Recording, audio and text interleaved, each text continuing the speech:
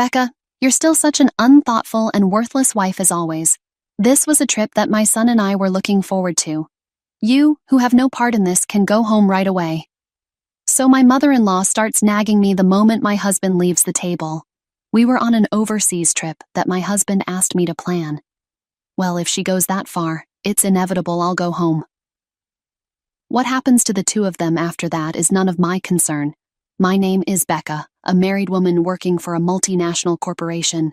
Since my job is easy to manage in terms of schedule, I've been working mostly remotely since getting married, so I spend more time at home.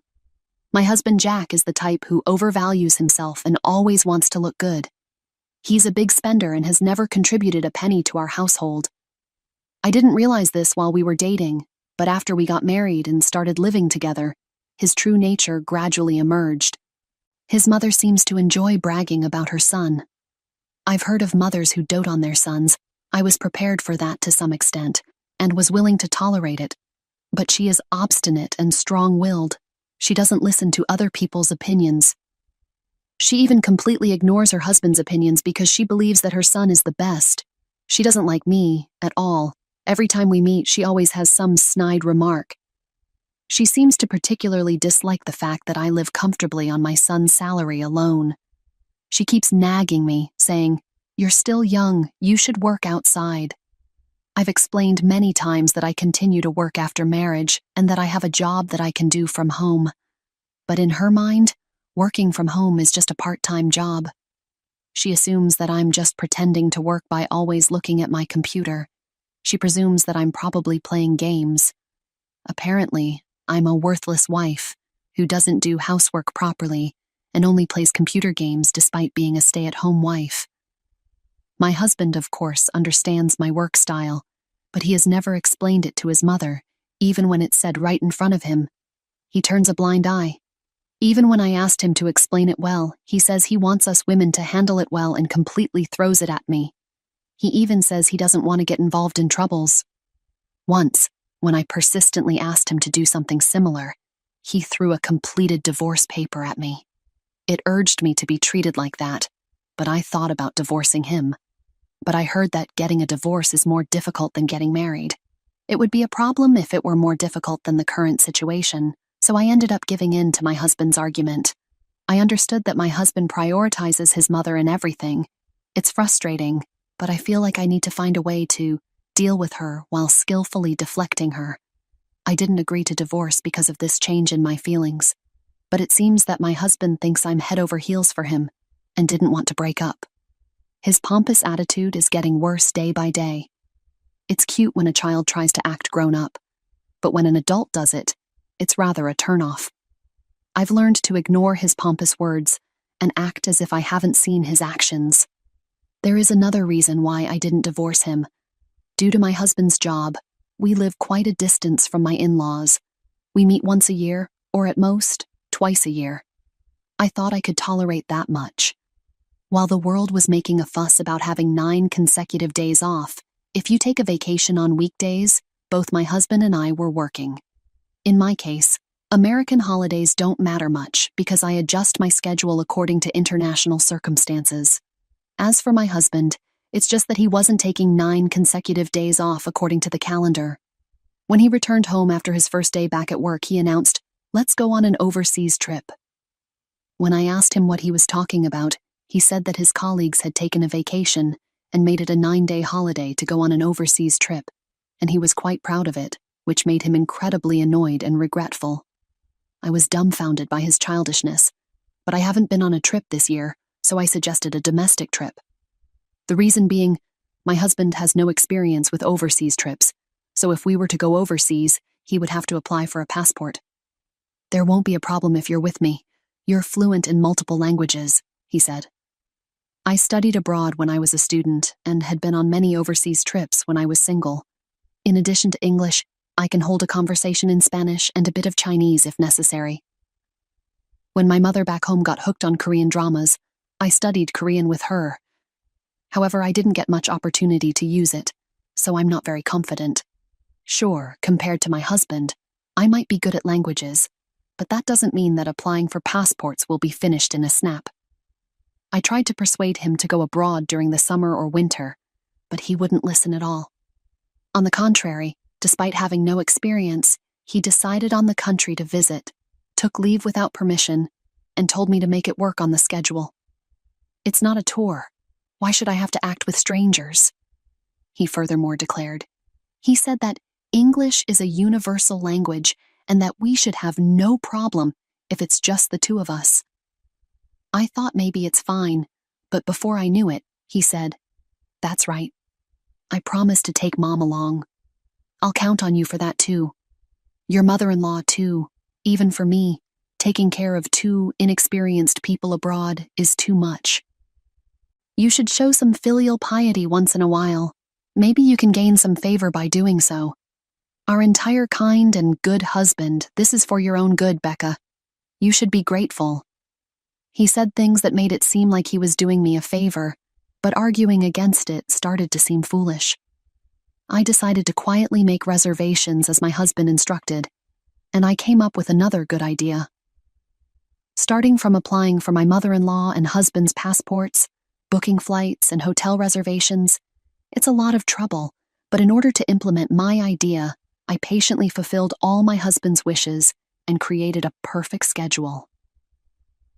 On the day of the overseas trip, my mother-in-law, who knows nothing of my troubles, cheerfully and childishly exclaimed, "Just as I expected from my son. It's a long journey overseas. The seats are business class, aren't they?" Knowing my husband, he probably said something like, "I'll take you there." He probably bragged about himself, saying things like, "I made the reservations and planned the schedule." The truth is, I did everything, and my husband did nothing. They did nothing, and left all the procedures to me. What's more, the two of them, who have hardly any experience with airports, moved around on their own while I was doing the procedures. They walked around aimlessly, even when it was boarding time, and I had a hard time finding them. The airport staff even asked, "Would you like us to make a call announcement? It's Becca's fault for not telling us the boarding gate." It was such a fuss, but they showed no remorse, saying, "And this wife was planning to have fun by herself, leaving us behind." During the flight, they behaved relatively quietly, but it was honestly annoying and embarrassing every time they called a flight attendant. Several hours later, we arrived in the destination country. After finishing immigration procedures and such, just when I thought I could finally head straight to the hotel and take a break, my husband turned pale and said, "I'm going to the bathroom," and thrust his luggage at me and ran away. I don't understand why only my husband got sick when we ate the same thing. He had been grinning and calling his favorite flight attendant. I guess this is his divine punishment. Serves him right. Becca, you really are an inconsiderate daughter-in-law. How long are you planning to stay here? My mother-in-law said, "This trip, my son planned it for me. It's a mother-son trip without the need for a daughter-in-law. You're a money grabber who doesn't even work. How brazen of you to think you can enjoy this trip for free. Go home now." Are you sure? Whether it's good or bad, I can't have fun when you're here. I see. That's not good. All right then.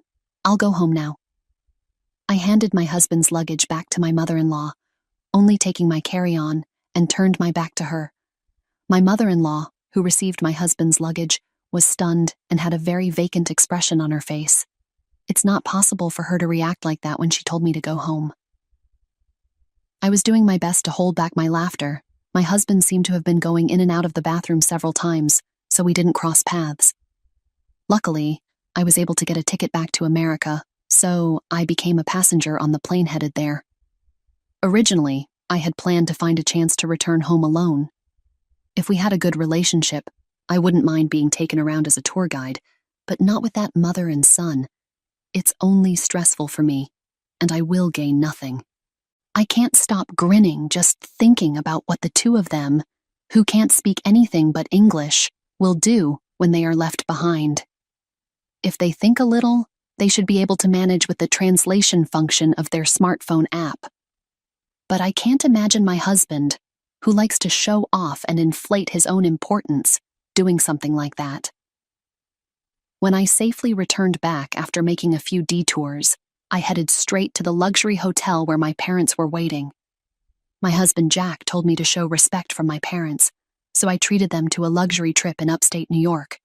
They were to travel there leisurely on a popular scenic route, enjoying the scenery and meals along the way. I managed to meet up with them earlier than planned, much to their surprise. When I briefly explained the situation, they were taken aback. They were astounded that I had agreed to such a request from Jack. My phone was bombarded with calls and messages from Jack, all of which I ignored. I switched off my phone and enjoyed this day to my heart's content. When I returned home after partying with my parents, I received a call from the embassy. According to their explanation, Jack had returned from the restroom to find his mother, my mother-in-law, sitting alone. Despite being surprised that I was not there, he was livid. He tried to contact me but couldn't get through, so he decided to make his way to the hotel by himself. However, not knowing where to go, he was visibly flustered when a kind person spoke to him in broken English. He was led away after being told that they knew the place and would take him there, only to be robbed of all his money, passport, and valuables. My mother-in-law was even stripped of her jewelry. When he was found standing on the street looking destitute, the police picked him up and referred him to the embassy for help. That's how he was able to contact me. The embassy official asked me to come and pick him up. He couldn't withdraw money because his wallet, which contained his bank cards, had been stolen. However, I asked back why I, a stranger, had to do that. I explained that I was already divorced from the man who was there. The truth was, I had kept the divorce papers he had thrown at me some time ago. Back then, I decided not to proceed with a divorce as I had heard it would be a lot of trouble. But this time, I had reached my limit. After filling in the divorce papers, I headed to the hotel right after landing back in the States. To my surprise, the divorce was accepted without any fuss. I already had a new place lined up, and the contract had been signed while making the travel arrangements. I didn't want to use the furniture I had shared with Jack. It made my skin crawl. In my new place, I planned to buy everything new, so I packed for both a trip and the move at the same time. All I need to bring to the new place is my work tools and my favorite clothes. I could easily have everything else sent by the courier at a specified date and time. The embassy staff did not ask anything more from me, and the conversation ended. Later, it seems my former mother-in-law had pleaded with my former father-in-law, and with his help, my ex-husband Jack and ex-mother-in-law were able to return to the States. However, Jack, who had blown his top, contacted me. "You left me and divorced me without my knowledge, abandoned," he exclaimed. "No, I just obeyed your mother's instructions to leave. If you have any complaints, talk to your mom. And please consider the business class flight I arranged for you on your return as my farewell gift," I responded.